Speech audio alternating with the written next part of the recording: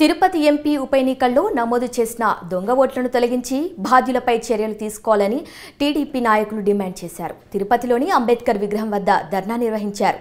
పూర్తి వివరాలు మా ప్రతినిధి హరిబాబు తిరుపతి నుంచి అందిస్తారు.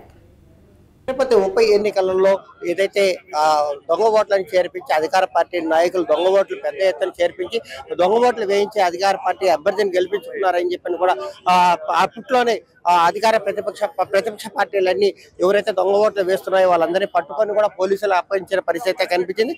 అయితే దాని మీద ఫిర్యాదు చేసినప్పటికీ కూడా అధికారులు ఎవరు పూర్తి స్థాయిలో స్పందించకపోవడము, దాని మీద ఆ కేసుకు సంబంధించి ఎటువంటి చర్యలు చేపట్టకపోవడంతో ఇటీవల సిఈసి ఈ అంశాన్ని ప్రస్తావించి దాని మీద చర్యలు తీసుకోవాలని ఆదేశించే నేపథ్యంలోనే అప్పటి నగర కమిషనర్ కూడా సస్పెండ్ చేయడం జరిగింది. తాజాగా కూడా చర్యలు చేపడుతున్న పరిస్థితుల్లో అసలు దొంగ ఓట్లు ఎలా చేర్పించారో, అసలు చేర్పించడానికి కారణం ఏంటనే దాని మీద కూడా మనతో పాటు తెలుగుదేశం పార్టీ అభ్యర్థి పనబాక లక్ష్మీనారాయణ అడిగి తెలుసుకుందాం. మేడం, ప్రధానంగా అప్పట్లో ఎన్నికల నోటిఫికేషన్ వచ్చిన తర్వాత పెద్ద ఎత్తున దొంగ ఓట్లు నమోదు చేయడం కానీ, లేదంటే దొంగ ఏది ఓటర్ కార్డులు డౌన్లోడ్ పెద్ద ఎత్తున చేయడము, వివిధ ప్రాంతాల నుంచి జనాలు తీసుకొచ్చి ఇక్కడ తీసుకురావడం, ఓట్లు వేయించడం కూడా జరిగింది. అంటే ప్రధానంగా ఈ సూత్రధారులు ఎవరన్నా మీకు కనిపిస్తుంది అంటే ఏది ఏమైనా కూడా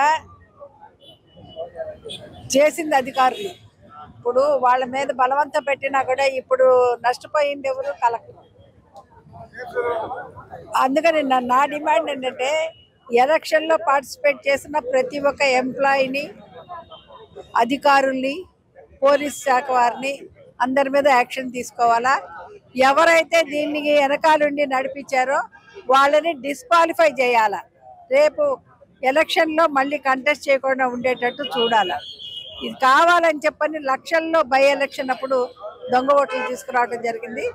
దాన్ని ఈ రోజైనా కూడా ఎలక్షన్ కమిషన్ న్యాయం చేసి అధికారులను సస్పెండ్ చేయడం జరిగింది. అంతేకాకుండా దాంట్లో ఇన్వాల్వ్ అయిన వాళ్ళందరినీ కూడా చేయాలని కోరుతాం. అంటే ఎమ్మెల్సీ ఎన్నికల సందర్భంలో కూడా పెద్ద ఎత్తున అంటే అర్హులు కాని వాళ్ళని కూడా, చదువుకోని వాళ్ళని కూడా ఎమ్మెల్సీలుగా ఓట్లు చేర్పించి వాళ్ళని చేయడం కూడా జరిగింది. ఇక తిరుపతి కార్పొరేషన్ లో కూడా 5వ తరగతి చదువుకున్న వ్యక్తిని కూడా ఎమ్మెల్సీ ఎలక్షన్స్ లో ఓటేసే పరిస్థితి కల్పించారు. ఈ విషయాలన్నీ తెలిసి మీరు ఫిర్యాదు చేశారు. అయితే ఎన్నికల సంఘం ఎందుకు ఇంత ఆలస్యంగా స్పందించింది?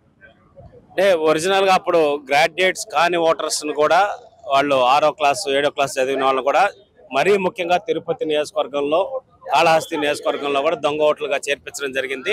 ఆ లైన్ లో నుంచి ఓటర్లను అడిగితే వాళ్ళ క్వాలిఫికేషన్ కూడా చెప్పడం జరిగింది. అలాగే మేము దొంగ ఓట్లతోటి ఓట్లు వేస్తున్నారని చెప్పనేసి కంప్లైంట్ చేస్తే 2 పోలింగ్ బూత్ల్లో first time in the history MLC ఎన్నికల్లో రీపోలింగ్ జరగడం అనేది ఆంధ్రప్రదేశ్లో మొట్టమొదటి హిస్టరీ. అది 2 బూతుల్లో రీపోలింగ్ జరిగింది. రీపోలింగ్ జరిగిన 2 బూతుల్లో కూడా అధికారులు ఎవరైతే పనిచేశారో 22 మంది అధికారులే ఎలక్షన్ కమిషన్ మేము ఇచ్చిన కంప్లైంట్ బేస్ చేసుకొని ఆ రోజు సస్పెండ్ చేయడం జరిగింది.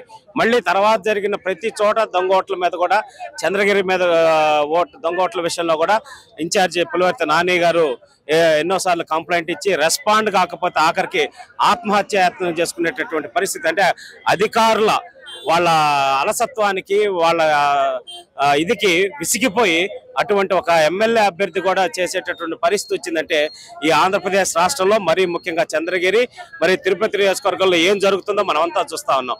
సో అలాగే రాష్ట్ర వ్యాప్తంగా కూడా ఒక చోట కాదు 5 నుంచి 10,000 ఓట్లు ప్రతి నియోజకవర్గంలో తీసేయాలని తెలుగుదేశం పార్టీ సింపథైజ్ ఓట్లు, అలాగే 5 నుంచి 10,000 దొంగ ఓట్లు యాడ్ చేసే విధంగా ఒక లక్ష్యంగా పెట్టుకొని వాలంటీర్ల సహాయ సహకారాలతో చేస్తా ఉన్నారు.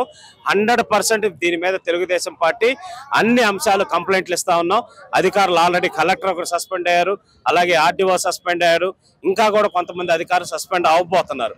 ఎలక్షన్ కమిషన్ కూడా ఇంత టైం తీసుకోకుండా ఇంకా ఫాస్ట్ గా ఎంక్వైరీ చేసేసి వాటి మీద చర్యలు తీసుకుంటే అధికారులకు ఇంకాస్త భయం వచ్చి వాళ్ళు నిజాయితీగా పనిచేయడానికి అవకాశం ఉంటుంది. అధికారులకు కూడా మేము హెచ్చరిస్తా ఉన్నాం, మీరు ఈ విధంగా కనుక ఉంటే ప్రజాస్వామ్యబద్ధంగా లేకుండా ప్రతి ఒక్కరి ఓటు అనేది ఇంపార్టెంట్. అలాగే జెన్యూన్ ఓటర్ని తీసేసి దొంగ ఓటర్ని చేరిస్తే 100% మీ మీద కోర్టుకు వెళ్తాం. అలాగే ఎలక్షన్ కమిషన్ కంప్లైంట్ ఇస్తాం. మిమ్మల్ని ముఖ్యమంత్రి గారు కూడా కాపాడలేరు ఒక్కసారి సస్పెండ్ కనుక అయితే.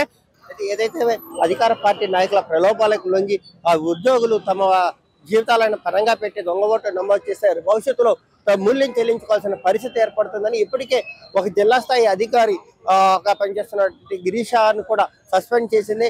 అదే కాకుండా ఎవరైతే వీళ్ళ వెనక ఉండి ప్రోత్సహిస్తారో వాళ్ళని బర్తరఫ్ చేయాలని చెప్పని కూడా రాబోయే ఎన్నికల్లో వాళ్ళు పోటీ చేయకుండా అనర్హత వేటు విధించాలని చెప్పని కూడా డిమాండ్ చేస్తున్నారు. Court studio.